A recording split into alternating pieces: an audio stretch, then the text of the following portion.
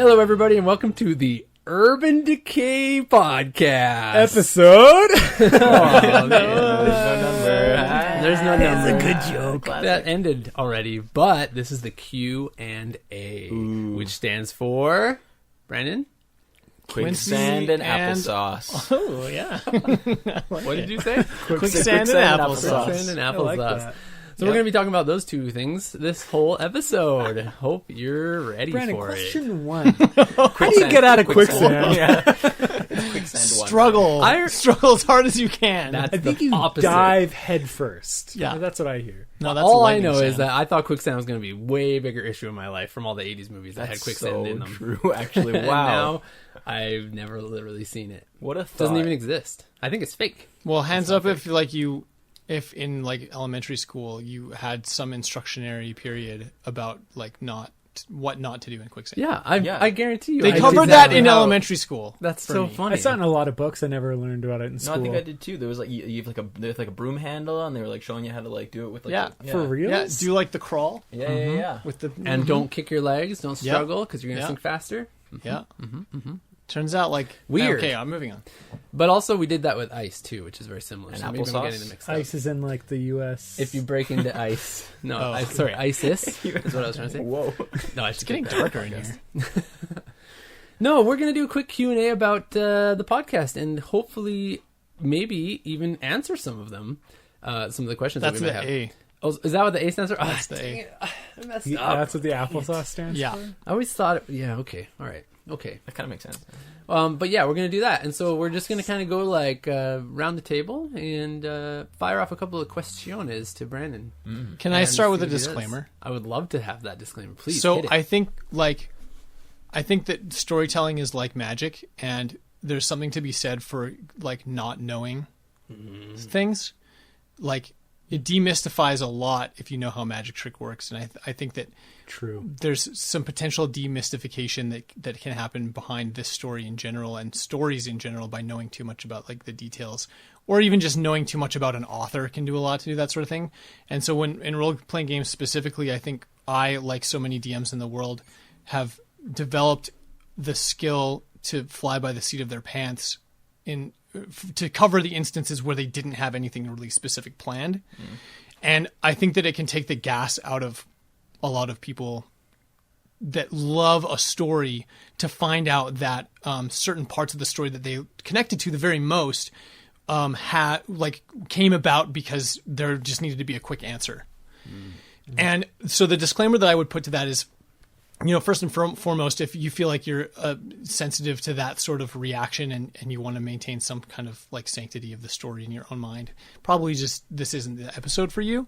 But then additionally, I would just amend that with the suggestion that like stories are stories, and if there's something that happened that you're really connected to in the story that could be demystified by having it be like having that element of the story come about one way or another, I would just say that like squeaky door. Sorry about that. Squeaky door. That in as much I added as that in post.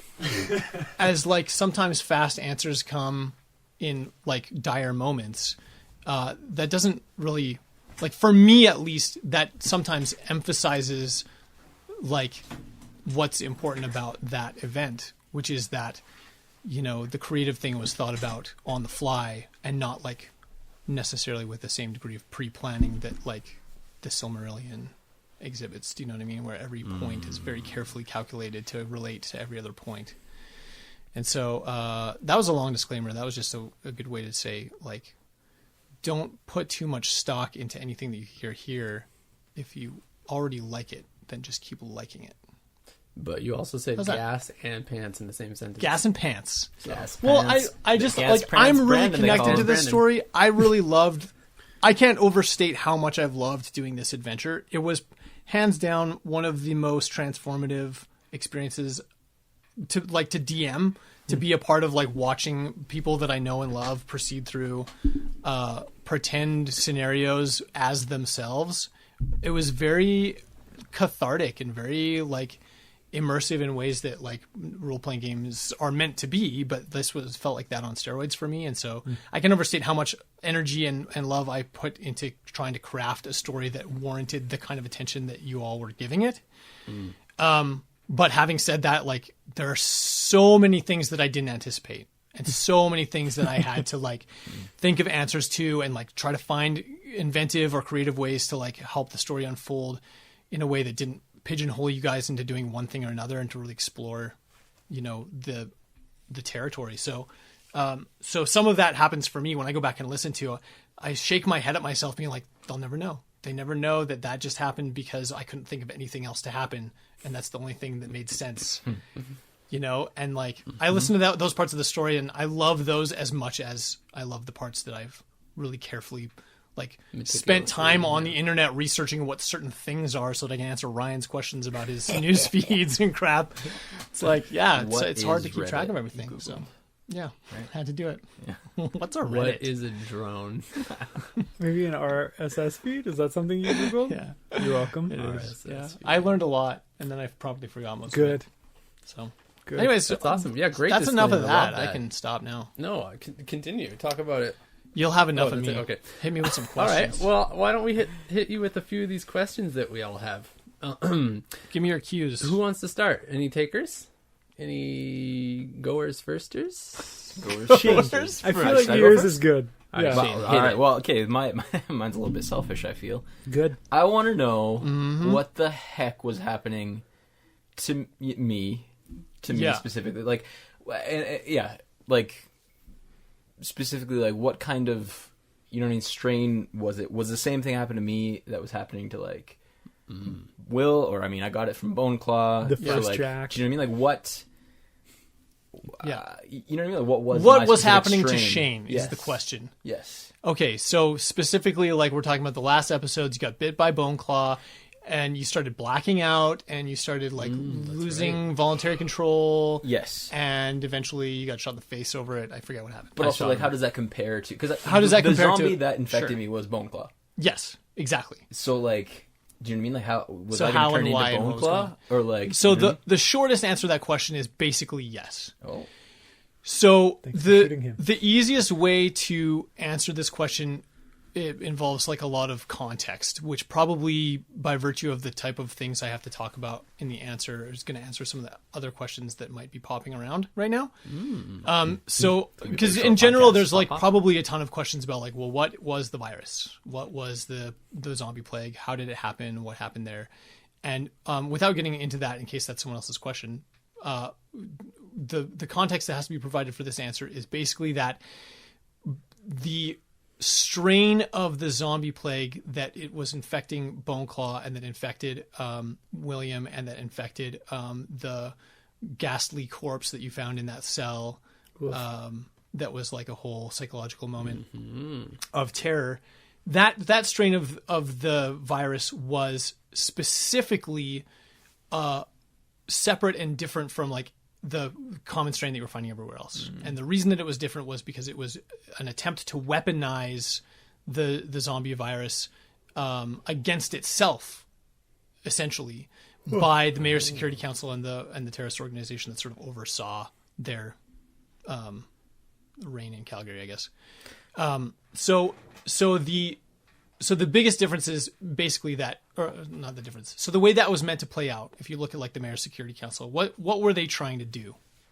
The biggest goal that they had in Calgary was basically to clean up.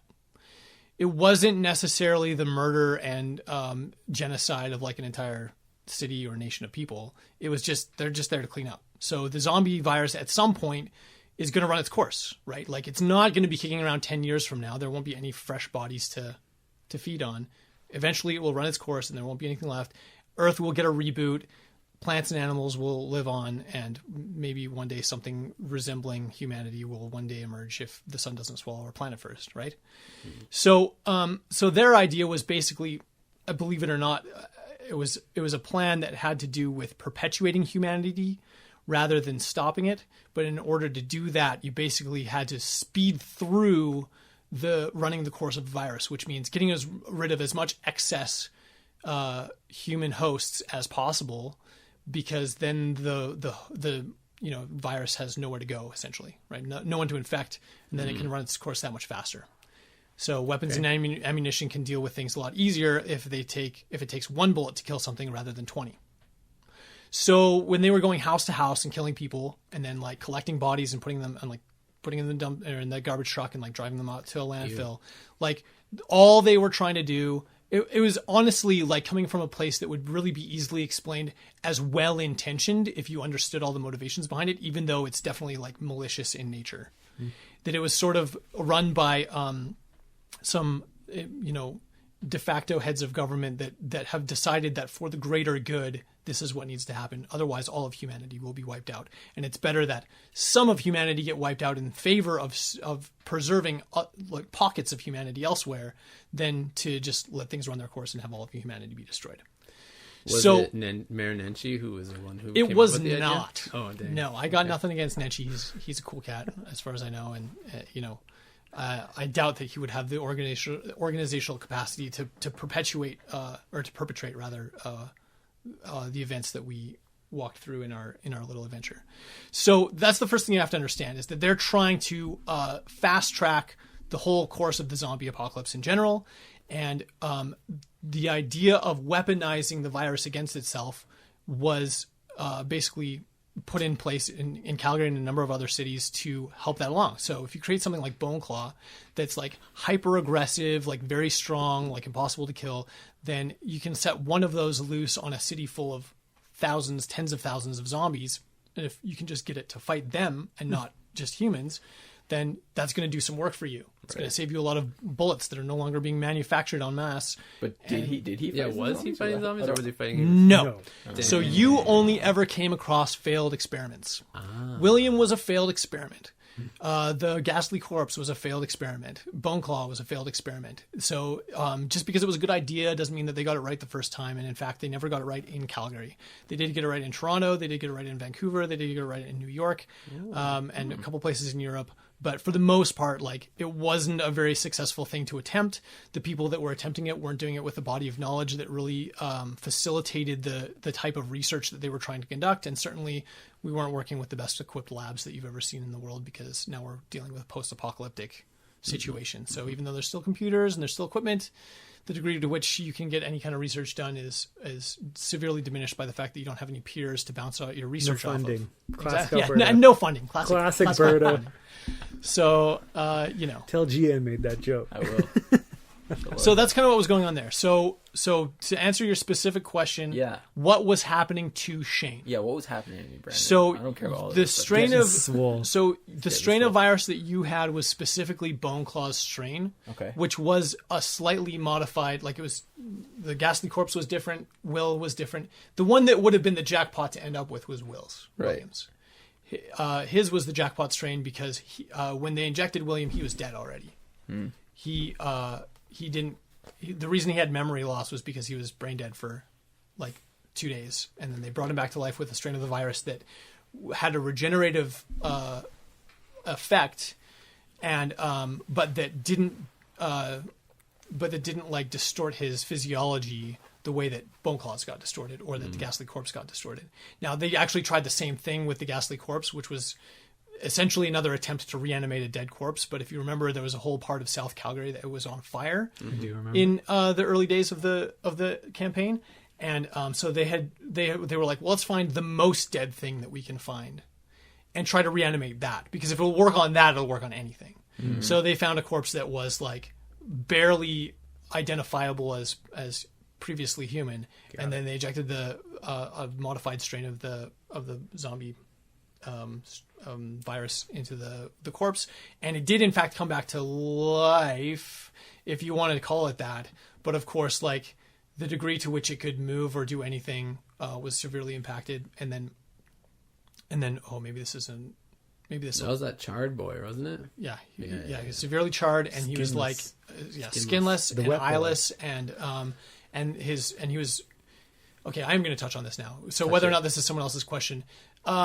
So this is the darkest part of the whole campaign, and the part that Shane's transformation was originally meant to lead to was the realization that every zombie that you ever encountered was still experiencing things with a human mind. Woof, I remember that. So there's nobody that you encountered in the campaign, dead, undead, or alive, that wasn't conscious, aware, and lucid.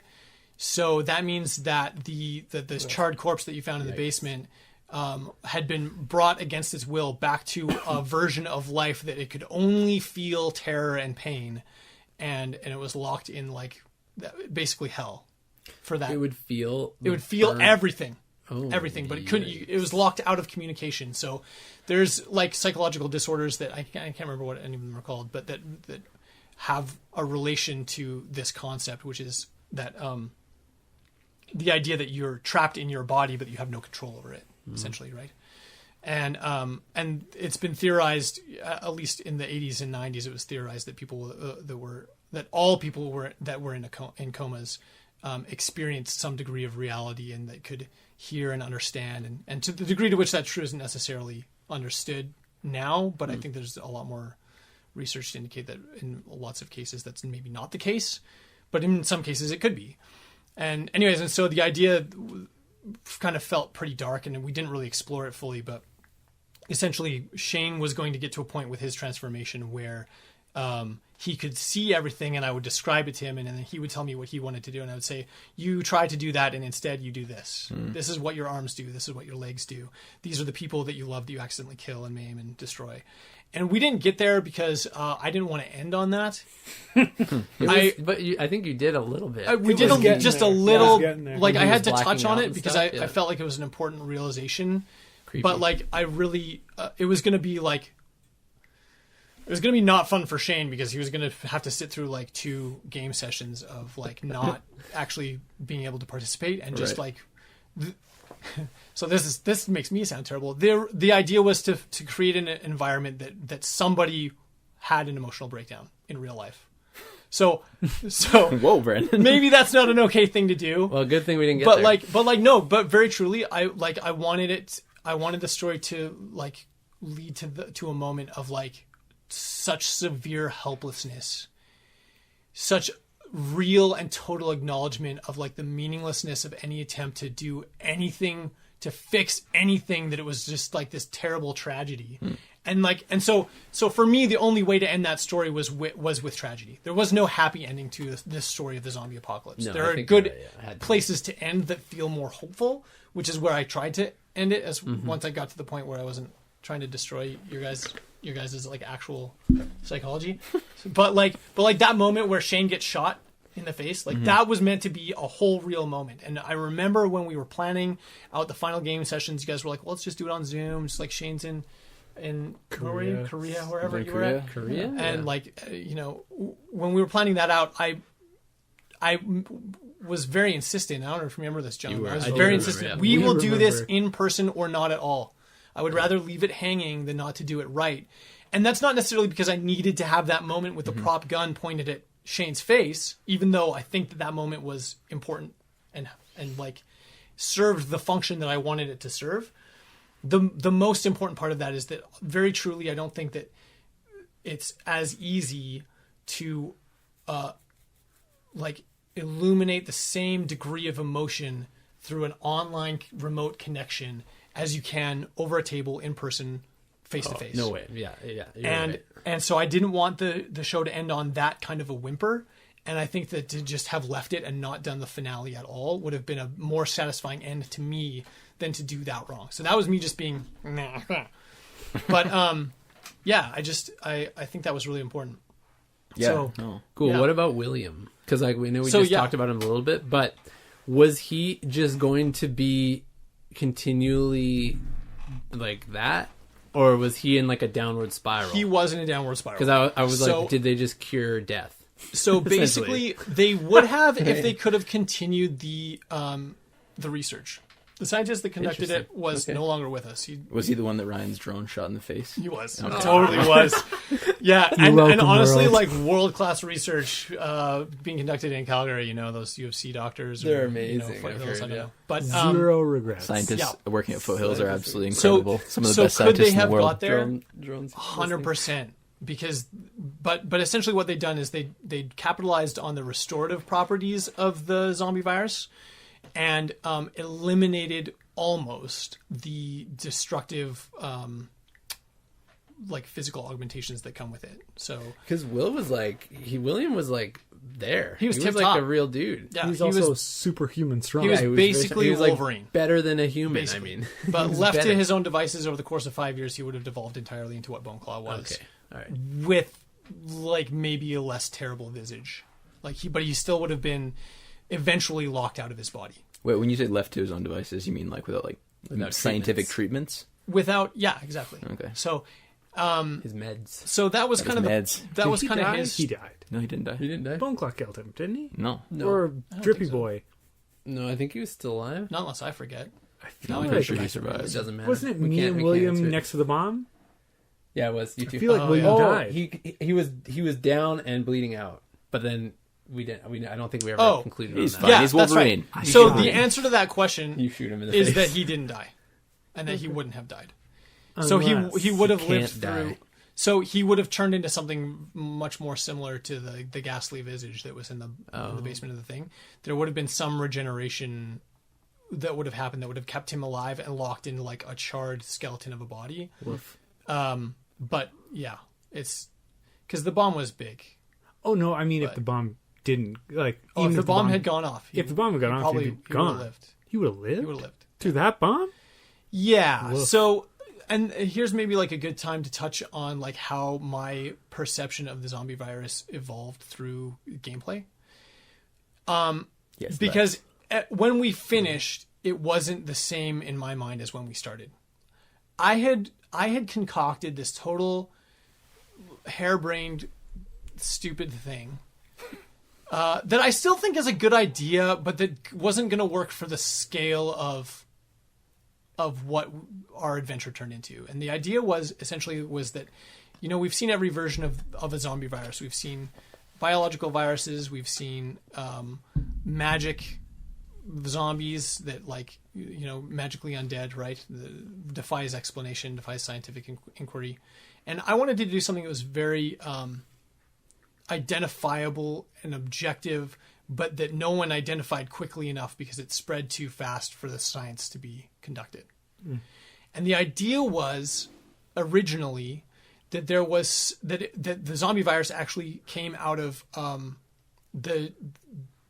some well-intentioned is the wrong word, some attempt to discover a new narcotic that people were doing somewhere in the world. People were doing research into trying to fabricate new drugs because there's always a market for that in the world. And so whether that's by like an actual like legitimate, whatever that means, drug company, or whether that's like, some cartel somewhere that's like just experimenting with new addictive types of substances. The idea was that there was some narcotic that someone had accidentally or purposefully invented that had like, to think about what we know about like how effective at such a small degree of like a small quantities like fentanyl is.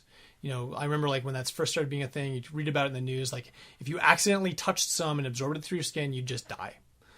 Right. And like, I was like, oh, that's terrible. And then the gameplay part of me thinks, oh, that's interesting because like, how do you redeploy that in a game setting about zombies? Right. So someone invents this new narcotic and somebody touches it, absorbs it in their bloodstream. Well, someone has to handle that body and put it somewhere. So maybe they absorb some of it and then all these people die and get sort of re-energized by this drug, but then are locked out of their minds, or locked out of their bodies rather, and trapped in their minds.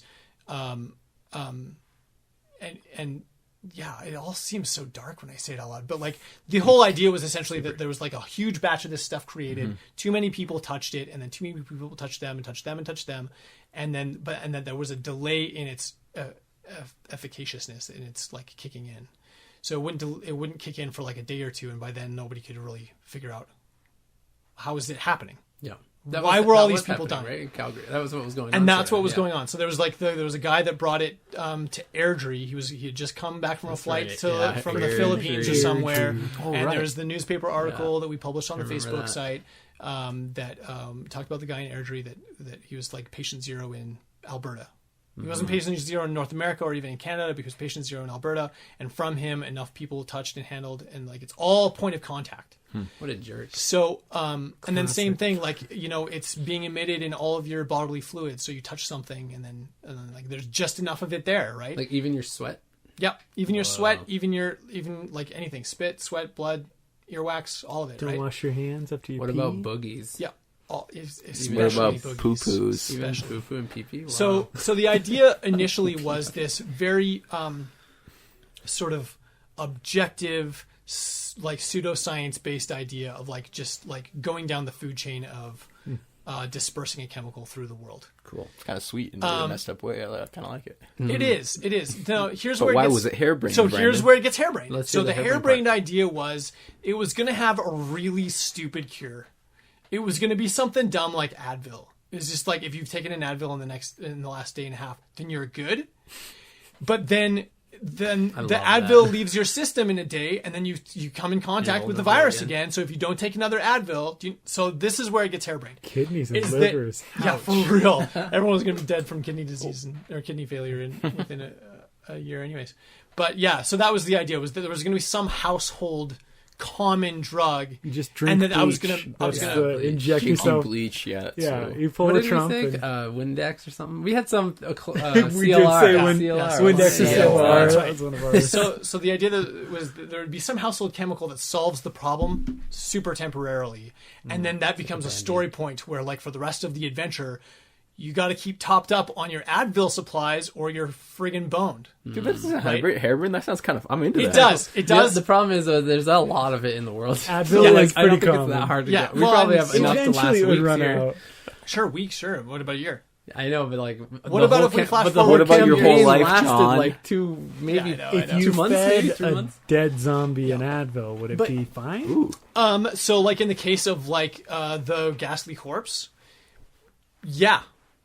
Well, Let's in say what that. way for the ghastly corpse? So they He's would just die. like, yo, man, what's up? I'm Sick. good. They would eat it and they would die. They wouldn't just be Oh, like they'd be dead, Yeah, dead, they wouldn't dead they wouldn't permanently or dead for one day and come back? potentially come back. But again, that's another thing that evolves. So another story point that we never utilized that I'm glad we didn't go this direction was that I was gonna at some point sort of like funnel you guys down. You know where like McLeod Trail goes down towards Chinook, and there's like the overpass? Asian cemetery on like both sides of the road. Yeah. It's like Okay. huge, isn't it? It's like Yeah, it's like a I know hill, that, yeah. right? Yeah, it's it's like a a huge hillside. hill, and it's Is it Asian? I didn't know it was Asian. I don't know that I don't know it's, how Asian. I it don't is. know What that it's do you mean? exclusively Asian, but all those okay. headstones that you can see from the road are not in English. They're in some. I don't want to stereotype or character or mischaracterize, Totally, yeah, but it's yeah. some. So you chose some to say the Asian Asian alphabet. cemetery. Yeah, Well, Some you know. Oriental. that's even better. So Woof. Non-Western. well, it's like an Asian American. Yeah, Asian totally Canadian right. cemetery, You are right. You're That's fine. So- You're fine. I was man. just messing. So anyway, so the just idea wanted to call was you if I can racist. funnel you through there was going to be this really fun encounter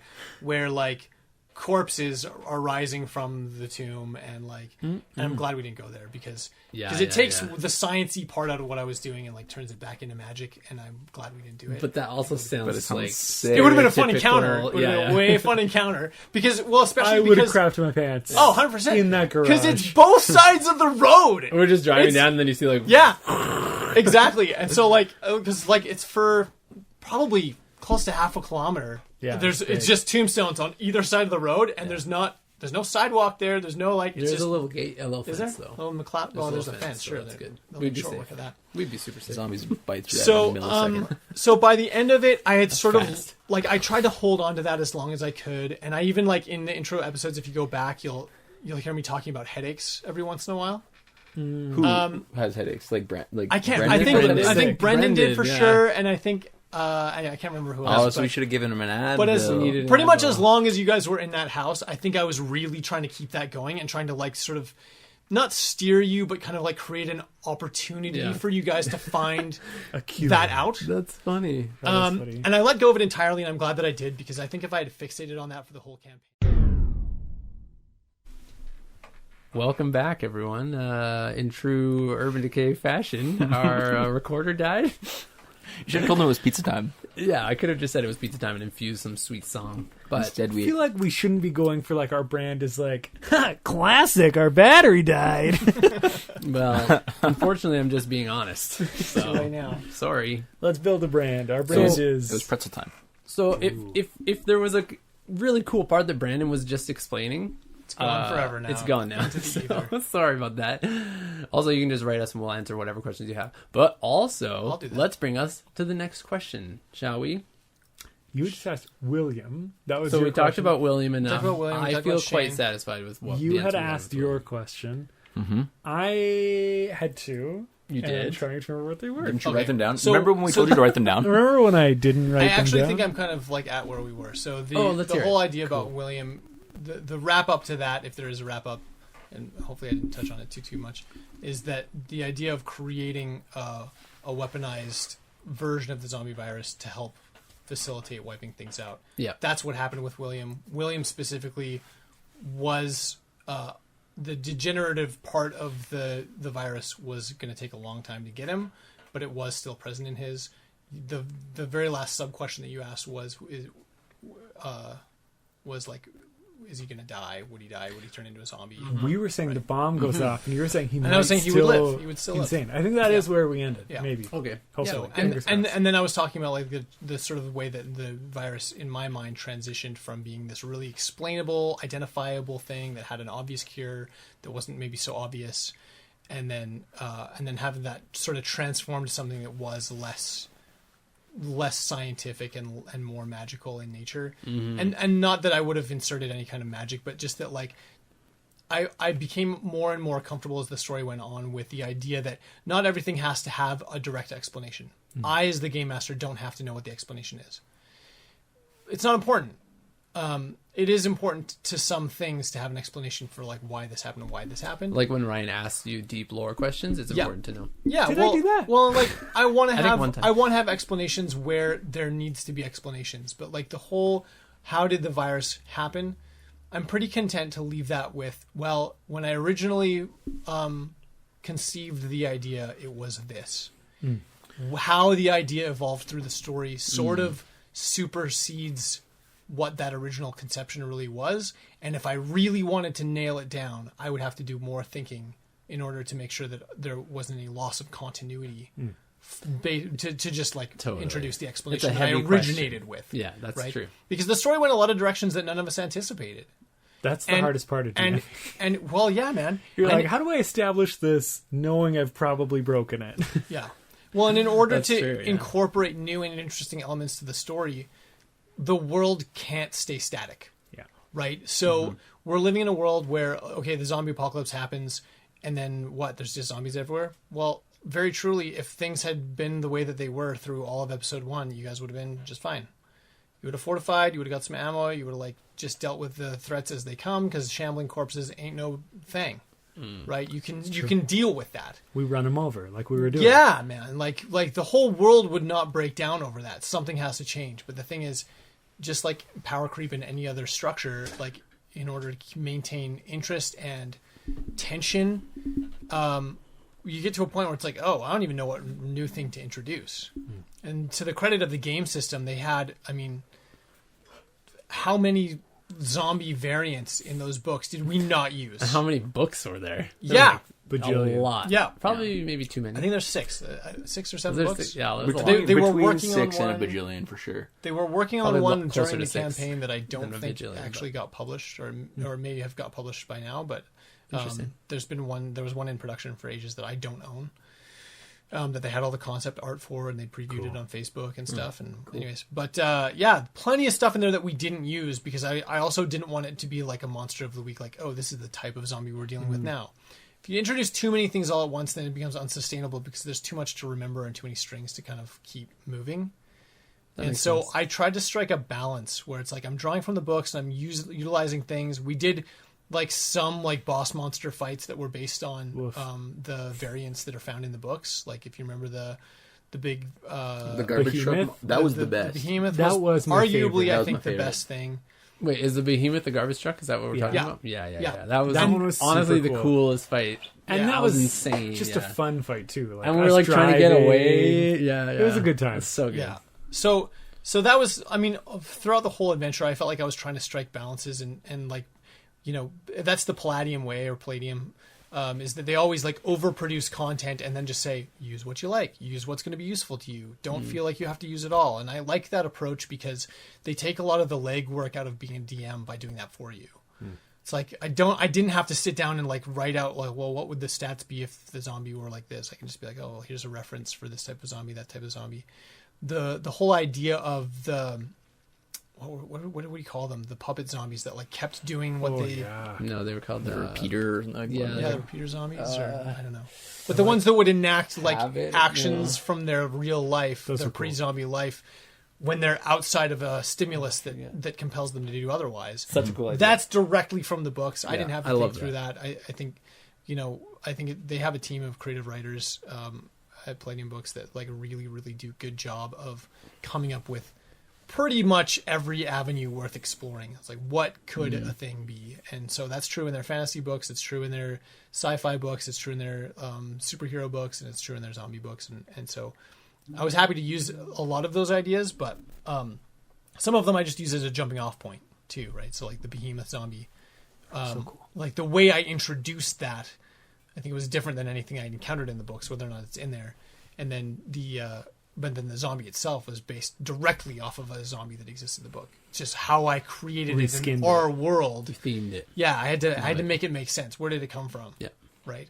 Yeah. So yeah, I don't know. I thought it kind of worked out. That was a wonderful experience. I'm glad you guys. There was a couple really cool. There was moments. Okay, wait, hold on. Before Ryan goes into his questions, I have one more that I think is generally kind of tied into what we're already talking about. Sorry, Ryan. I thought we were in Ryan's section already. I feel like no, we're gonna build this like mine. mythos that Ryan is like, I've got 25 detailed questions. Is that just mythos, or is that actual like you're gonna say scientific fact that we can back four up the things. data? I don't know. 4 things. That's true. I They'll do there have will be 3 questions. Okay, so I want to clarify. I think I already know the answer to this. I just want to like clarify for like for clarification's sake. You know, for clarifications. Yes. So the Mayor Security Council, they were part of a larger organization, correct? That's true. Yeah. So you can steal my the question? Taliban. I think that was Ryan's But question. that was not the cause of the zombie apocalypse. The zombie apocalypse was drugs. They didn't cause it. Or something. Yeah. Oh. And Yeah. they were just trying capitalized on it, basically? Capitalized makes it seem like they were like, okay, let's like steer this towards our benefit. Whereas like very truly they were operating from a point of view that was that had some moral neutrality to it, or moral gray area to it, but that ultimately was operating from an area of like, we have to do this, otherwise all of humanity will be destroyed. That's what they thought. Whether or not they're right isn't necessarily the question, right? Because you can only operate under the knowledge base that you have.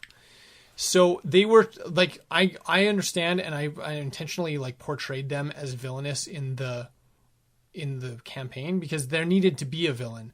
But it's always been important to me that villains are well drawn and that they don't have just nefarious mustache twirling incentives. That there needs to be like, well, why would you do that thing? And, you know, in as much as I like to consider myself a bit of an optimist, I think that if an organization could grow to the size of not just the Mayor's Security Council, but the organization that oversaw them, that it would be primarily composed of people that have good intentions. So good intentions, of course, can lead to terrible, terrible things. And many of like humanity's greatest atrocities have been the result of people that were maybe well-intentioned or just thought that they were doing what they thought was right, or at least doing what they were told. And so there's a lot to be said about that. That's true. But the Mayor's Security Council, at its very basest understanding, is a organization whose sole directive was to perpetuate the existence of the human race. And there's nothing evil about that. If you're on the receiving end of their methods, you're going to see them as evil. That's how that works, right?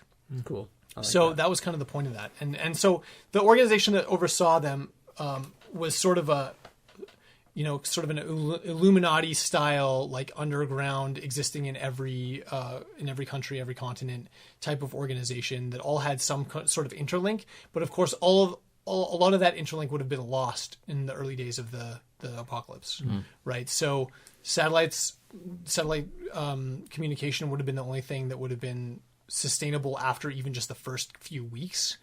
And then even then, like, you start to lose, like, depending on your access to electricity, it's gonna dictate your access to even methods of communication like that. And eventually satellites are going to go down. Eventually, like, all of that tech will eventually be lost. So the amount of communication there was pretty limited. The Mayor's Security Council is what it was called in Calgary because they needed a flag to fly by. But it was essentially just like the Calgary branch of that organization, the Calgary chapter. Which was called? So the organization was called simply Seventh Circle. Not simply, just Seventh Circle. I realized that with the alliteration, that makes it sound like part of the title. Simply Seventh Circle sounds like a 90s band. Yeah, well, a perfect circle, I guess, right? Oh yeah, perfect circle. Part of where Simply that came perfect from, circle. Simple plan. For like full transparency, part of where that came from was in the World of Darkness 90s. I guess it was early 2000s edition of the World of Darkness Vampire the Masquerade role-playing game. They had a supplemental book that was simply titled 7, Roman numeral 7, so it was VII, or maybe it was 6. I think it was 7. And it was basically a mysterious organization that existed in the world and that nobody knew exactly what it was. And the book unpacks like 3 or 4 different theories about what the organization is and what it does. And basically the pitch in the book is none of these explanations are necessarily right. You as the DM can decide which of them, if any of them is right, or write your own. But all of these theories exist in the world. And so whether they're good or bad, whether they're vampires or vampire hunters, whether they're... Anyways, so I like the idea of this sort of mysterious organization that exists kind of underground and beneath every layer of society, but all throughout the world. And so I sort of stole from that idea and for the name of the organization. And of course, that name never props up in our actual campaign. But the degree of world building and like development that I put in behind the scenes was honestly way too much. Maybe not way too much. Like I get fixated on ideas. I like to fixate on my own stories, and like, you know, I wouldn't be very good at being a DM if you guys in this session were asking me questions that I hadn't ever asked myself. At least the majority of them are questions that I should be asking. Who is this? Why did this happen? Like, what's going on here? What would have happened if we did this? Like, I should have the answers to those questions. And if I don't, it's because I'm not thinking about my own ideas clearly enough. Or I have a different style of GM, which there's, you know, I'm not poo-pooing that. I think there's lots of other ways to go through a campaign than to have every detail meticulously planned. And certainly, like I said, a lot of these ideas never made it onto paper anywhere because I would come up with them faster than I could write them, and I'd be at work when I was thinking of them, or I'd be, you know, doing something else, and just so I would try to just keep track as much in my head as I could. Did you have a big fight planned for that C-train car that flipped over by our house? No. Okay. Next question. That's okay. No. So, well, that was supposed to be a quick one. Here's like, no, I have a piece of context that there are no quick I questions. remember in early days of the campaign, I remember like, so in terms of like asking questions to myself, I remember thinking like, okay, if it were me, because my character exists in this world, where would I He pieced out. He left And us. the answer was like, abandoned us. where'd you go? Small Airdrie? town. So No, I had south, some friends that like came to get me and took me to a Claire's ranch west of Claire's home. And there's a whole reason why that's the case, and it's all very like autobiographical and has no relation to like our campaign or the story. Sentimental. But I also thought through like, well, okay, what if I were staying in Calgary? And I remember at one point, John, I don't know if you remember this conversation, but at one point after probably like the end of season 1, I was like, why didn't you guys do this or this or this? And you were like, oh, because that's stupid. And you told me why. I had it in my head that like the best place in all of Calgary to just hang out would be at like the C-train tracks west of downtown, like above the Sentry Box. Oh yeah. And just like blow half the bridge out. You could snipe people from up top the thing. And John's like, yeah, but you have no way out. Like, yeah, you do. You just rappel down. So yeah, well, you rappel down into a bunch of zombies that are like gathered around the base of the tracks because they can see and smell you. Like you're right there, and you're like, oh shoot, I would not have made it out. And then my other one was like if I had to stay in Calgary, but I wanted to be like incognito, like Nose Hill Park, like just go up there and like camp it out. It's like, no, that is the most terrible idea. It's the most open space. Anyway, so like when you bring up the C-Train car, like that's, I don't know. I think probably when I did that, It was like a push to get us to do something. I don't think it was a push as much as it was maybe a possible hint. A breadcrumb. Like, here's the thing you could do. Yeah. You're like, oh, I didn't An think option. about that. Yeah, an like, option. here's Yeah, I like infrastructure that exists. Can we take advantage of it? Because ultimately, like, that's the whole story. In a world in which I know what exists, what can I repurpose and reutilize to my benefit and my Did we do any defense? of that? I don't think we did. You absolutely did that. It's We like drove on a C train. the whole idea I of see what moving you're into saying. That's all we downtown and did. taking, it's like that's the whole. right. So it was like, you know, I see what you're it was fun that like I had ideas that were bad ideas, and it's fun that I just think the whole thing worked out I feel like better because I wasn't a player character. even I don't know, before dude. this game, There was some stuff we made, some decisions we made that were also pretty terrible. But anyways, even before this game, when people would ask like, how long do you think you'd survive in a zombie apocalypse? I'm like, You're like 35 seconds. That's it. Like, I would be the first to go. And I stand by it. you would walk up to them and Honestly, maybe. You would I'd be try like, biting I'm them. tired. Yeah. That's how you solve it. I'm going to infect them with humanity and see what happens. if you just show them Nice. kindness, that's the cure. Maybe Just load The cure Advil was into your low. shotgun and start blasting. That's so smart. If a zombie apocalypse actually does happen, based on this conversation, that's what I'm doing. Loading up some Advil pellets. Yep. Smart. Just in case, you'll never know. What You works. never know. I'm gonna Shotgun just blast learn how to full like aerosol it Tylenol. and just fly my drone with like an Advil Powdered or like Advil powdered pellet. Advil. You'll take like 20 hours the first session just like popping up with those liquid capsule pills. That's right. Make Into a syringes or something. Yeah, or like just introducing it into the waterway into the water supply. For the Oh, and zombies so- to The drink. zombies sorry. drink water. for the zombies to drink. Going backwards to the previous question, the whole I guess it's not even necessary, but the whole idea that Advil or like whatever household drug I landed on would have CLR. worked is the whole idea was that it would like CLR. combine with and therefore neutralize whatever toxin is in this like Makes sense. Yeah. man-made Like, narcotic. that's not harebrained, really. It's not cool. It's a but cool it's idea, kind but of- it's a different idea. It's for kind sure. of different than what we did, and I'm glad that we did what we did rather than fixating on that particular point. Ryan's question. Yeah, Ryan's good. I want to know what Ryan has to I have ask. only 2 questions now because Wow, so far. We'll see about Yeah, that. there might be sub questions or further questions. Love it. Question 1 was not one of the ones I had thought up until halfway through this, Nice. and that is, how much did Evie ruin us a little bit? Like, did she attract zombies? Because that was one of my theories throughout the games. Yeah. She attracted so- them. Young girls attract the zombies. That was it. No. So Zombies are it's- pervs, man. Remember how we had that stat that was like PPE? Yeah, Was that what it was yeah. called? Personal protective equipment. equipment. Yeah. No. Psychic, And psionic Psychic energy. potential energy. Oh And yeah, potential it- psychic energy. How old Make you sure were you wear depending your on how psychic much potential dice, energy.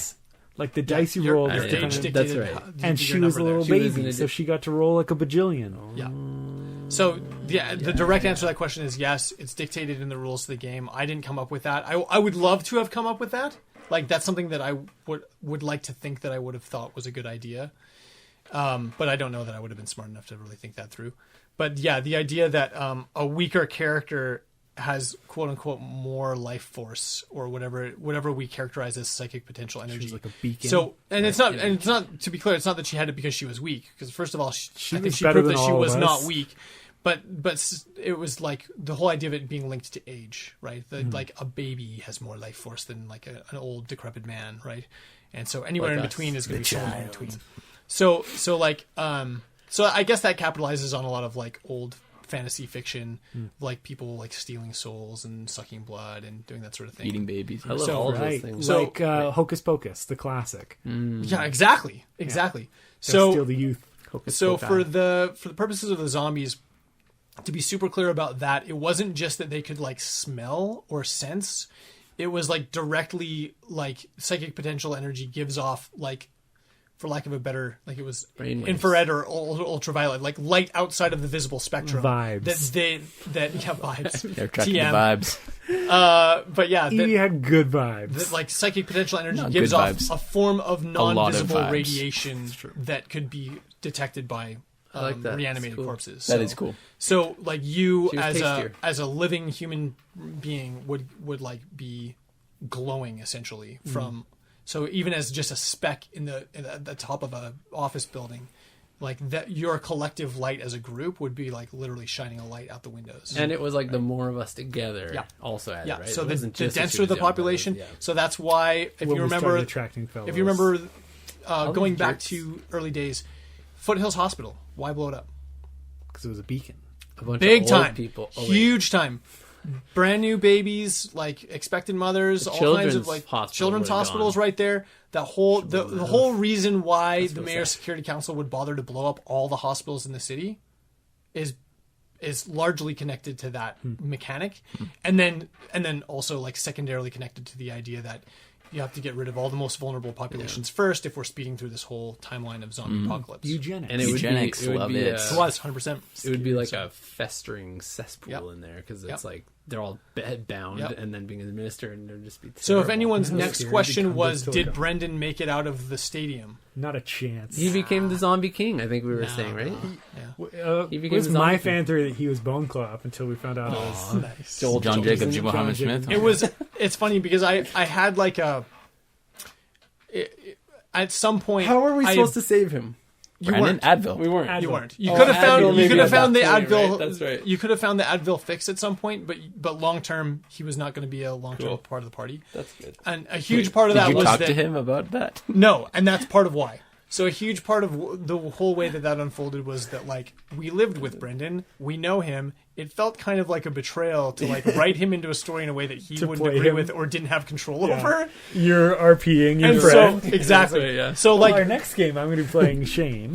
Exactly. It'll be easy Shane for and Brendan are entering a relationship. So if you do something or characterizing them in a way that they disagree with, then it's like, well, that's not particularly fair or kind. So anyway, so early days I had sort of the idea that I would reintroduce him as sort of like one of the first primarily traumatic moments for the group, that you're confronted with the reality that you have to shoot.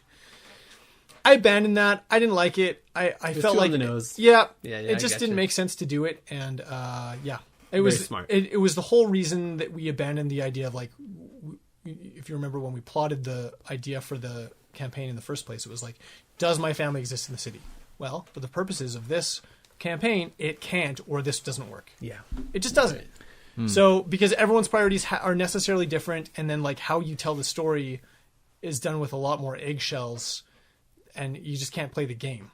You didn't want to RP my mom? No. Even my new girlfriend, now wife, I did barely mention even once. Like, so that's let's great. just pretend like she doesn't exist, because otherwise we can't play the game. It doesn't make sense. Honestly, I didn't want her in that world anyways. So it's true. She was better off. Yeah. She's much better off. So we let Brendan go, and I just didn't bring him back. A little smart. Yep. Anyways, next question. Ryan had 300 more questions or so? Just one still. An itemized list of no fewer than 25. Was there any I was trying to lore dive the whole game. Yeah. I had all those hard drives that I'd like daisy chained and researching. Was there anything valuable I could get? 100%. Oh, cool. So much.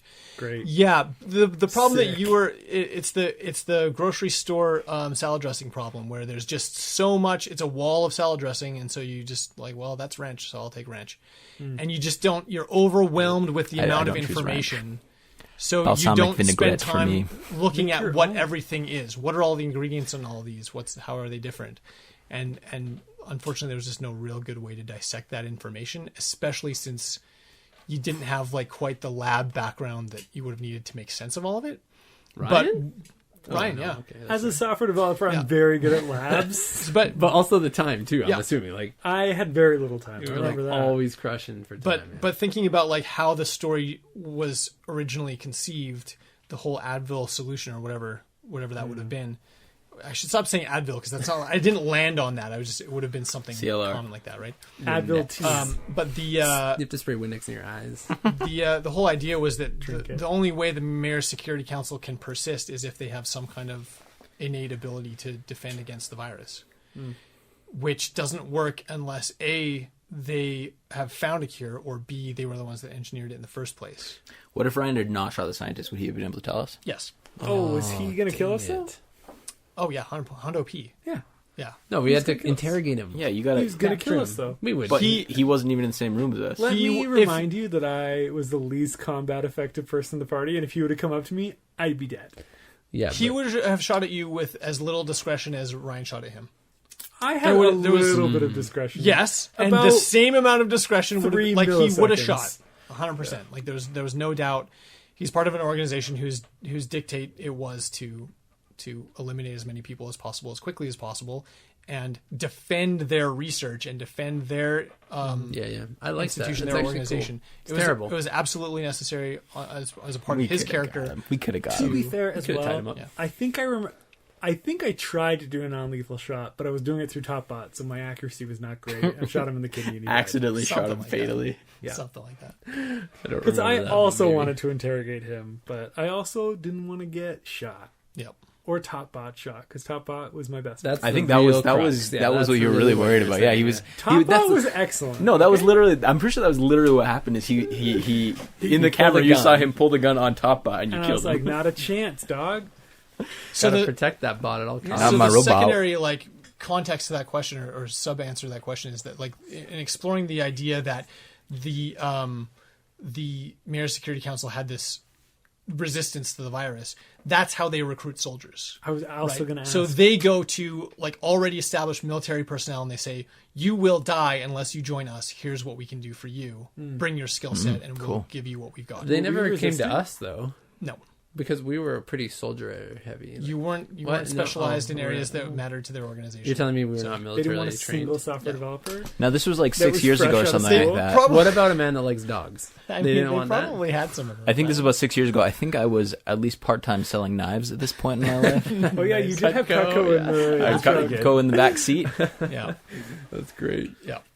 You're professionally trained Was I? with those knives. Um, Well, I guess that's fair. were we were resistant then to the whatever? Yeah, how come we didn't get sick when we were handling Brendan Boy? So Brendan. That was that was one of the questions I had before we cut. Before the battery died.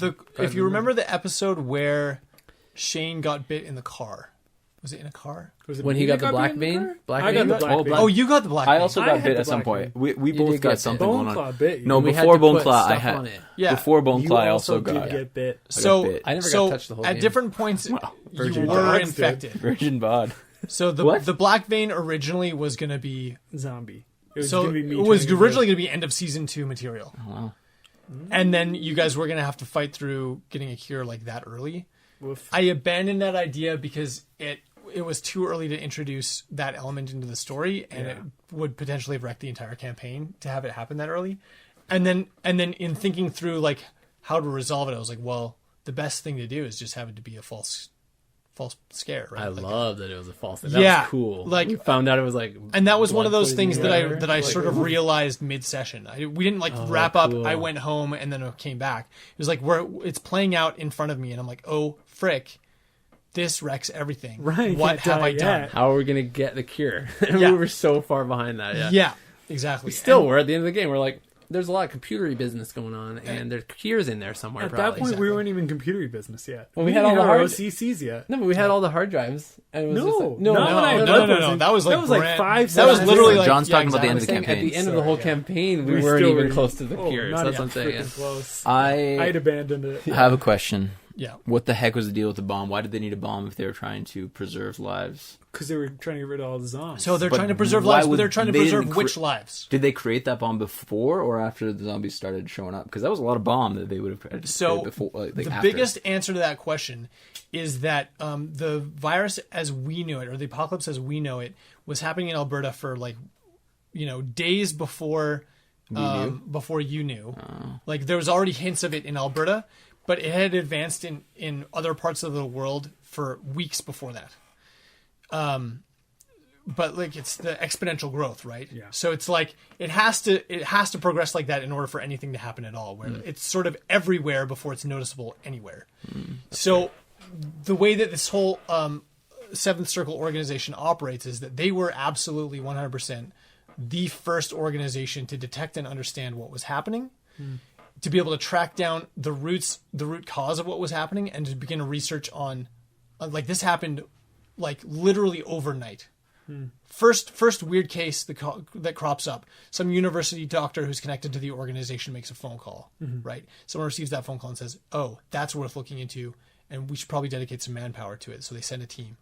next day. So we're talking like in less than a week, someone was conducting very pointed research into exactly what was going on and trying to figure out a solution to it because of some one-off anomaly that one guy noticed, right? So with that being what it is, and with that organization operating with the type of knowledge that I'm assuming it operates with, you know, because if we're talking about like the sort of Illuminati level, like puppet master of the world level of understanding, we're also assuming a degree of resource control that is otherwise unattainable, right? So this is like Iron Man, Batman level bullcrap, where it's like I just have all the money in the world to throw at any problem because I have all the manpower and all access to every organization and every. It's called nanotech. Yeah. Oh, geez. Yeah, exactly. So, also known as magic. So they jumped on it right away, and by the end of the first week of them knowing about it, they already could forecast that there was no immediate solution, and that the only solution was on the other side of a mass extinction level event for humanity. Got it. So that's when they started building bombs in every urban center in the world. So not just Calgary. Every urban center in the world, anything bigger than 10,000 people had a bomb. They weren't necessarily all the same type. They weren't necessarily made out of all the same equipment. They would find whatever they had locally in the area resource-wise, find the most efficient way to build a bomb out of it that would destroy as much of that urban center as possible, and then leave the rest to kind of burn down. Cool.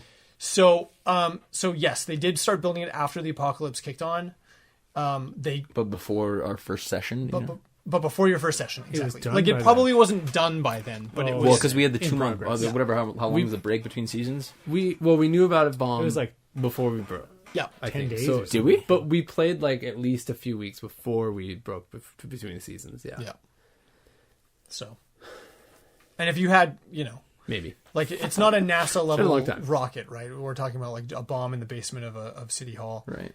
Don't get me wrong, it was huge. But if the Unabomber can do it in his shed in his backyard, or if you know what I mean, if the Boy Scout can for his science class build a nuclear device, Who's doing this? Oh, That happened? you didn't know about this? There's a guy in the United States in the 70s or 80s. He was a Boy Scout for his Eagle Scout project, like disassembled a bunch of like household stuff and made a nuclear device out of household. That's so scary. And I think, if I remember correctly, the linchpin to that was that like smoke detectors, fire alarms used to contain a small amount of uranium or something like that. And that's only no longer the case because this kid that built the nuclear device. It was something like that. Like I'm probably exaggerating my memory of it, but yeah, that really happened. The Unabomber did his thing. Like obviously, like if single individuals can do that sort of thing with the right knowledge base, certainly an organization the size of Seventh Circle Mayor Security Council can build a bomb in Calgary at the center of downtown, big enough to wipe out the majority of the downtown. And that's why they have within a few weeks. That's why they have video games are way more prevalent now, and they're pushed by the government more, so that kids stop building bombs in their basements. Is that why? I knew there was a reason I like Call of Duty. I have no idea. Video games don't cause violence. Yeah, you heard it. They've prevented extinction level nuclear events. bombs. Yeah, exactly. So yeah, that's kind of what happened with that. Cool. Second question, Ryan? I asked both my questions. Oh, you said you had third question? No, I did have 3, but Shane stole one. So was it actually? Oh, well, I mean, I said before we started recording. You know I what? said, If you had written it down, I would have known for sure. Shane. You've got Q's, I've got A's. Yeah. Brandon has A's for days. It's for real. A's for days. A's for days. I think I've asked all mine. I think I asked my one that I had. I knew everything else already. Shane, did you have any other questions? Yeah. I think I had something run through my mind, but I am Day struggling one of the to campaign, remember. I was like, someone created a new drug. It's creating zombies. Exactly, yeah. We need to use Advil to cure it. It was Did day you one. include something about the fentanyl drug place? I think he did. In the article Yeah. about the in Airdrie first- guy. Yeah, Yeah, there was that's something right. about that. Yep. See, we knew Yeah, everything. that whole all idea along. was fleshed out.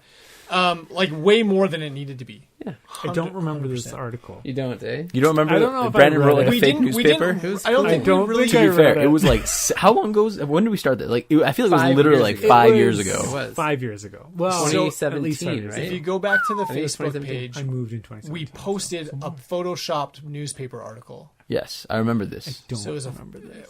Well, I go think on it was Facebook, briefly Ryan. referred Did we post to. it on Facebook? I don't know if we did actually. Did think we did. We should have. It might just be in our chat, I guess. But anyways, I'm pretty sure we did. Double check. But I think I briefly referred to it in the exposition of the first episode, Got it. if I remember correctly.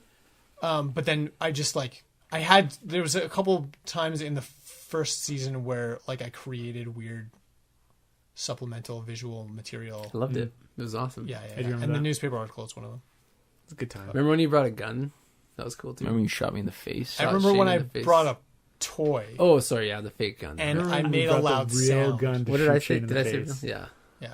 I can't tell you how many times I played that scene out in my head. Like shooting Shane. No, for real. Like, well, because like as Evie doing the thing, like, and like it would break me down every time. Yeah, Evie shot. Yeah, Evie's the one that shot me. Yeah, because you were driving. I was driving, and you were like, Evie pulled the trigger. I was like, do it, Evie. That's right. Yeah, that was intense. So my whole thing was that like that sounded cooler. Okay. Oh, I can't tell you. I just like. I remember there was like multiple times, like one time specifically, I was like on the bus home from work, just like playing out the scenario in my head, and I started crying on the bus because I couldn't take it. It was like just to think of like Evie's emotional state, Shane's emotional state, like where it's like he's almost begging her to do it because he's realizing that he's losing control of his body and that he's going to watch himself tear her apart if she doesn't pull the trigger. And I just like, it did things to me, you know, like. I know that we talked about in previous episodes and in like the little Q&A, not Q&A, but the little in-between episodes. 0.5 episodes. The 0.5s. We talked about like the emotional state that it was putting you guys in to like be playing through this really tension-filled environment. But like what I want you to know is that like on my end, it was doing all that and more. Like because I had to put myself in the shoes of like each one of you and then like all of the NPCs. And like in as much as you guys were protective of Evie in a way that truly facilitated the game, like so was I. Like I'd be like, I don't know if I should throw this at them this episode because what if what if they do this, then that's going to leave Evie vulnerable to XYZ, and then because especially when it's like, okay, well, if they go and they tell her to stay behind ever, then there's always the immediate danger of the unforeseen dangers that like you guys only usually knew the immediate dangers, and then you turn a corner and find out the secondary dangers, right? Like that's how it goes. Well, that did happen. Yeah, that happened. We lost that one time. And then the top fam got the whole fam. Also, all of them. When we were in FedEx one time, Jack or whatever, what was the jerk? That guy, Chris. Oh, Chris. Yeah, Chris is the worst. Yeah, he was. I liked him. He was great. He was necessary. He's like, guys, what are you doing? You can't leave. You can't stay. Guys, it's dangerous out there. Why would you leave? I mean, apparently he was right, but because by all gathering in one place, we killed him. Yeah, we did. He probably would have been fine without you guys. Yeah. But like, with the Chris, dude didn't even believe there was a zombie apocalypse. He was like, I'm just wait. You know what? Out. At that time, it sounded ridiculous, but since we've lived through a global pandemic, oh my so true, right? That's so the true. wild thing is like thinking like people would have been like, you can't force me to stay home. Yeah. I'm gonna go out there and get bit. That's right. Dang it. You're so true. My it's terrible. Protecting my freedoms and my rights. I really liked which I get, but I don't know, like the character part of it. You know what I mean? Like we were talking about this earlier before we started recording, but like the shopping in like the very beginning, and stuff. And then as we kind of tried to like continue to go on, like I feel like I really tried to. I don't know how to put this, like, not, like, create a character, because I still wanted to play myself, but, like, think about, like, what I thought the apocalypse would really do to me and what kind of person I might become. And so I definitely wasn't playing myself as myself. I was playing, like, a version of myself. Psychologically damaged. Yeah, and I did try to play into that quite a bit, and I really enjoyed that. Yeah. I thought that was super unique. Never again will we experience that, because even if we decide to play as ourselves in a campaign again, it won't be the same. That's because right. now we've done it. It's like... Yeah. Because you'll do it again. with the knowledge base that you built. I feel like it would just be, and plus, like we'll do another urban setting. Like it just wouldn't work. I don't know. I feel like I've ideas. thought about it a lot. I've thought about like what could we do that would be similar to this, because it was such a fun experience to like play yourself. Yeah. But it's like I don't feel like an urban fantasy would hit the same way. I think there's ways to go. I do think like an Arkham Horror, like Cthulhu style. This is exactly what I was thinking of. Could really work. As ourselves. As yourselves. I do really think that a World of Darkness campaign vampire storyline could happen. I think that I hear you groaning, so now I have to explain. Interesting. Yeah. The thing. I part of what I think about that is that people like fiction writers have the same struggle writing vampires that they have writing Superman, which is that Superman's too powerful and too understood because he operates by exactly one set of principles, and so he's too predictable and too powerful, and everything just He always is happens. literally invincible. There's only one way for things to happen. Kryptonite. There's so it. few examples that counteract that. But there are some people that have managed to find a way to write Superman as a compelling character. There's not very many of them, but there's a few. And No movies, I'll tell you that. What's that? Yeah, that's true. But I love Henry every Cavill, single guys. every single example of that is one where mean they've Geralt? changed that archetype and they've been willing to like allow that to be flexible. So like Max Landis wrote a Superman comic called American Alien that I think is a really one of the pinnacle examples of Superman in fiction. And he just basically allows Superman to be a little bit more human in his level of understanding. And that changes the whole thing. And I think that if you were ever to do like an Arkham Horror thing, if you were ever to do like a vampire setting specifically, vampires can't be Dracula. That's too boring and it doesn't work. Nosferatu. They have to be Lestat and Louis and Claudia and do you know what I mean? Like, I don't know like, who these people are. So if you also don't know if the I whole know World that. of Darkness world this. is sort of built on Anne Rice's vampire fiction from the 90s, Okay. 80s and 90s. Who's Anne Rice? Don't stop. Don't Stop it! Tangents.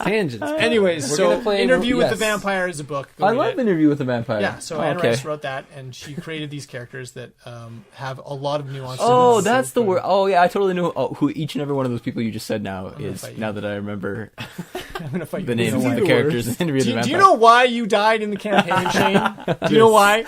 Just kidding. because he knew you were going to ask this question. Because he knew that I would ask about Interview with the Vampire. So yeah, I think that if But- you're going to but- do it as yourself, If you just called can't them- put it in any other setting that's other than the setting that you live in. It has to start I with think who the you other are. thing being It's hard. Calgary again, though, and I'm like, we're going to do Calgary again? I'm like, Or maybe we're all on vacation in Europe. I think Come on, I think guys. the thing that's hard though is specifically what Brandon was talking about earlier, where like our families were dead to us. Yeah. You know what I mean? Yeah. Like you Vacation in can't- Europe, easy. Next. maybe, but like if Look, any self-respecting Arkham Horror style adventure would not stay in Calgary for that long. No, that's true. Calgary Think is about- not a good place think for about that. any- It's so boring. Well, think about No, just it has some potential. It has The some potential, Glenville but you Museum can't. is a new You can't exhibit. stay. You know, you got to go to Arkham. You got to go Gotta to go to Airdrie. You have to move around the world to You gotta make that go- adventure work. you're going New to the York, you gotta arcane go to library in Rome. No, There that's would, true. It's there gotta would be be a worlds single chapter of that encompassing. story that took place in Calgary, and then from there on, Peace. you'd have to move on. It sounds like you have ideas, Brandon. It sounds like you want. I Yeah, do. are you building a campaign for us? I would take you to Liverpool. 100%. What? Yeah. Well, that's spoilers. Happens at the end of the first episode. Wait, what? Hold on. If we were to do that, what game system would you run? And this is pure speculation. We might never do this at all. Dead Rain. That's my vote. So, like, I Would would you do Call love. of Cthulhu? I would. Because I would. I am a big I fan of would. that. There's You know, I'm a a big fan of different that. one as well that's supposed to be really good. I forget what It's it's better than called. Call of Cthulhu. Get out of my Doesn't house. It's called like some You live Delta here? Green or something like Oh yeah, that. this is your house. And it's supposed to be like they call it like a Cthulhu one, but you're I think I'd Greener? explore a lot of options before we you're settled on less anything. green. I think that we all If we know did that. how little I actually leveraged the actual game system that we decided on for this campaign. What? That like I'm a lot more interested in story than mechanics, and so True. I would find out whatever works and then we do it. I So- vote for a very rules light system for that reason. Yeah, I'm for that. I I'm for agree that. with that, actually. And that's what I liked about like Palladium's whole stance is just like do what you feel, move on. But I think even conventional like wisdom with like D&D, I think a lot of groups have sort of navigated their way towards that type of sensibility. And I think that's to the credit of the entire gaming community because you can't let the rules overtake the game. And it's too easy to let that happen, especially with D&D, especially with any game that like really rewards like that sort of min-max. We did that with Dead Rain. Like Oh, with totally. Urban Decay all the time. We'd be like, Like, what about driving mechanics. We're like, oh, okay, Yeah. there is a this? chapter You mean a on it. Magnum does an extra D6? I'll take that. Like, Yeah, but like not that we were min maxing, but like we would Sure, play but into we that can all the figure it time, out. where it's like we could have just storied our drive situation, and we didn't have to try to spend like literally and A like whole game 20 session minutes, driving 30 down the minutes. road. No, trying to figure out the rules of driving. That's what we Yeah, were doing. Is like trying to figure out all these rules for it. Where we could have just been like, Adjudicated. just let us figure out how it move on. goes. Yeah. Roll a d20, Yeah, I and mean, we're failed. off. that's I feel like that's kind of where it ended up going. and that's man. pretty much where it went anyways. But- So, but I do see the appeal and I agree. and the importance of knowing a rule system too, because Totally. then you you have just shared language. you can maneuver the story Exactly. in Well, ways that work really well. And with that's the thing rest is like of the if we story. wanted to just like you know, if we go too rules light, obviously nobody's going this light, but like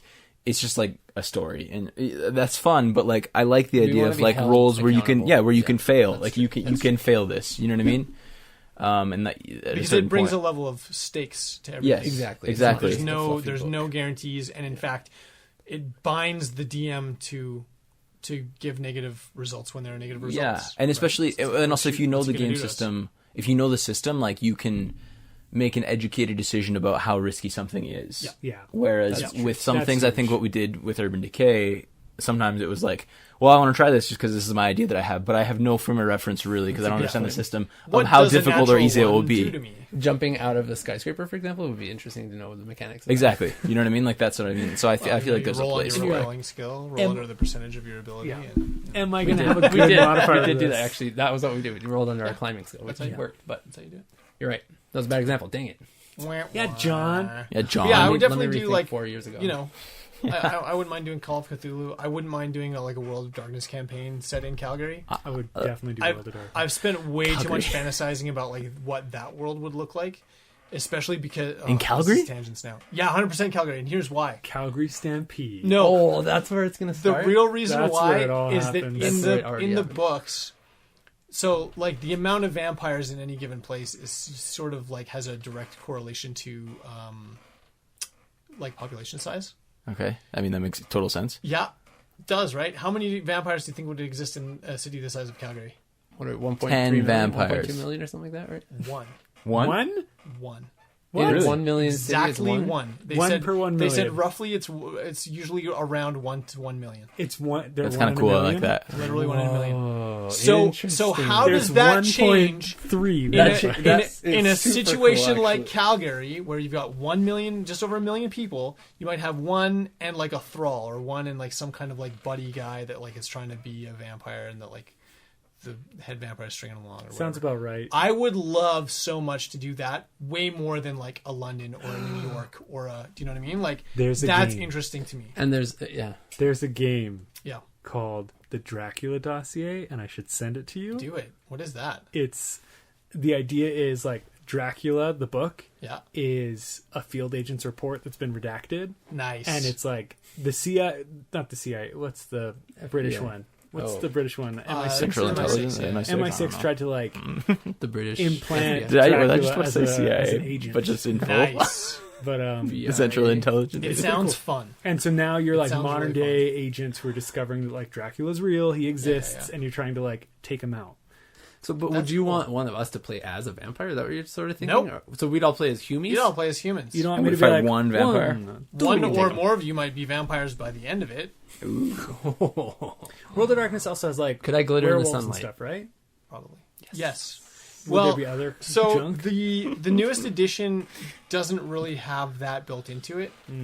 The edition that existed, well, every previous edition as far as I understand it, but the edition that I played in the early 2000s there's basically like a separate main book for whatever you wanted to play. So if you wanted to play like Shapeshifter, there was a book for that. If you wanted to play Vampire, there's a book for that. If you want to play Werewolf, there's a book for that. And then each of those books was sort of their standalone game, or you could combine them. So you could be in a world that just had vampires or just had werewolves, or you could combine them and incorporate all this different stuff in your storytelling. And they had like freaking 12 of these books, I think. There was like wizards, ghosts. It was like Promethean or whatever. There was like freaking every weird cool thing, and they had like a book for it. And I think they just spread themselves too thin with the newest edition. And I don't know how successful it's been, but they're still printing books. With the newest edition, they've kept it super simple. It's all just vampires. I believe there are rules for human players, but I think that for the most part, you're meant to be playing as a vampire. It's all about the different houses, right? Like the different Hufflepuff and Gryffindor, Ravenclaw exactly and stuff. Yeah, Ravenclaw. Exactly. I'm gonna interject because we're a little bit off topic. Yeah. But I'm sure there are people out there listening who actually are enjoying this. But also, it's a long episode because I actually forgot that the first part was also like 30 minutes, and this is going for 50 days, minutes. John. A's for days. That's the name of the episode. You got more A's than you ever could have wanted in this episode. At the end of the day, what we can say is we're working on stuff. Something's going to be coming down the pipe. That's right. Eventually. We have so many cool things together. show You're gonna be will so be coming. freaking stoked. All of you guys are gonna be so stoked. Send me more questions. It's gonna like straight up. If there are Send people out there with them questions, Yeah. I would love Talk to to do Brandon. this episode with like all User- over again user-fed? with user submitted questions. We'll do it. Because I'm sure there are questions. There have to be questions out there that I haven't thought of. Nah, They're out there. Bring them. I thought you had all the A's already out. I think that I like to think that I know enough about the world that I created with this rule system that I could answer any question, even those that I haven't previously conceived of. I do think that. I think that you'd be hard pressed to find a question that on the fly I couldn't come up with an immediate answer to. If I saddled Boneclaw Yeah. and took him, As a rode him mount. off into the sunset, would we make love that night? You would be hard pressed to find a saddle that you could strap to him that he To wouldn't make immediately love. destroy. I think that's a pretty easy question. So- I would say no. They're probably not going to make love. I think Oh, that's okay. Yeah, that was the actual question. One of you would be Consumption. inside of the other one. Let's say that. All right. Well, that's a I'm great place to end this sensitive episode. Thank you, everybody, for disturbed. listening so far to this episode of the Urban Decay Podcast Q&A. Is this the end? That's how we That's end? how we're talking about that. I hope That's the everybody's end of the excited. saga. This is the end of it. We're never going to bring up Urban Decay Podcast ever again. This is it. Wow. I Bye. thought I would leave on a high note, and I did not disappoint. You did. Did I not? Thank you Where guys can so we much. We find love you. Urban Decay Oh, Podcast? jeez Louise. You can't really... I mean, the socials still exist, but I'm not really using them. If you want to follow us, you can go to Upstairs Alchemy, Twitter, Facebook, and Instagram, I think. Do Wow. you have an You can email follow- address anymore? We do. UpstairsAlchemy@gmail.com. Gmail. Look at that. I did we're that just moving for up you, in the Ryan. world, guys. So you can send us your inquiries at upstairsalchemy@gmail.com. We love you very much, except for the people we don't know who are listening to this. 'cause Still love we don't Some know. of you might not. Well, we don't. We It's don't hard know. to say we love We them. might We like a don't know. lot of them. We'd make love to... No? Well, Okay, well, I should be careful. what I'm And that's saying. again how we're. That's a John promise. Time to We stop, just- time to stop, time to stop. It's getting late. Oh my god. Okay, Love all you. right. See y'all in Honey High Spy. Bye.